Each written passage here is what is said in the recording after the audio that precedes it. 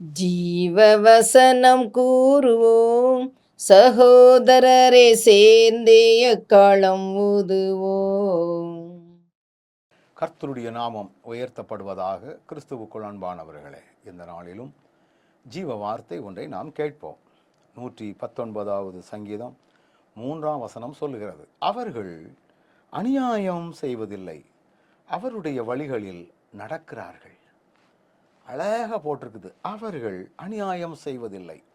எவர்கள் அப்படின்னு ஒரு கேள்வியை கேட்டால் அதற்கு முந்தின வசனம் சொல்லுகிறது, ஆண்டவருடைய வார்த்தைகளை கை கொண்டு அவரை முழு இருதயத்தோடு தேடுகிறவர்கள். அதாவது ஆண்டவருடைய வார்த்தைகளுக்கு முக்கியத்துவம் கொடுத்து அந்த வார்த்தைகளின்படி நடக்கணும் அப்படிங்கிற சிந்தை உள்ளவர்கள் ஒரு நாளும் அநியாயம் செய்யவே மாட்டார்கள்.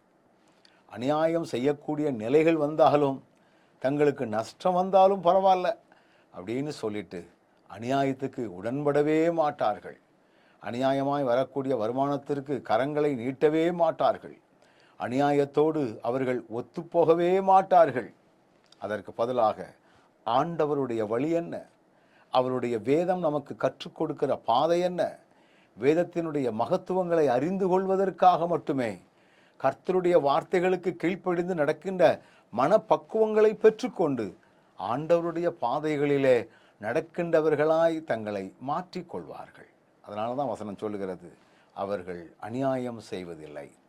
அப்போ இன்னொரு கோணத்தில் பார்த்தால், அநியாயம் செய்கிறவர்கள் வசனத்தின்படி நடக்காதவர்கள், ஆண்டவருடைய வார்த்தைகளை கை கொள்ளாதவர்கள், ஆண்டவருடைய வார்த்தையை தேடாதவர்கள்.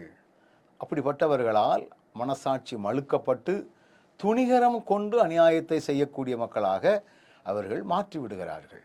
நம்முடைய ஆண்டவர் எவ்வளவு அருமையாக நடத்துகிறார், எவ்வளவு மேன்மையாக நடத்துகிறார், எவ்வளவு அற்புதமாக நடத்துகிறார்.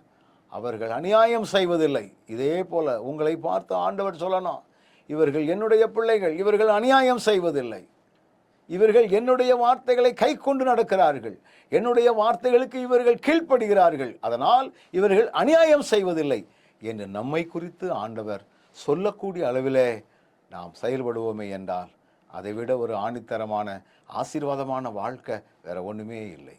அவர்கள் அநியாயம் செய்வதில்லை. நல்ல ஆண்டவரே, எங்களை குறித்தும் நீர் சாட்சி கொடுக்கக்கூடிய அளவில் எங்களுடைய வாழ்க்கை உம்முடைய வார்த்தைகளுக்கு கீழ்ப்படிந்து நடக்கவும், உம்முடைய வார்த்தைகளையே நாங்கள் கை கொள்ளவும் தக்கதான கிருபைகளினால் எங்களை வழி நடத்தும். தொடர்ந்து உம்முடைய மகிமையின் பிரசன்னம் கூட இருக்கட்டும். இயேசுவின் நாமத்தில் ஜெபிக்கிறோம் நல்ல பிதாவே, ஆமென்.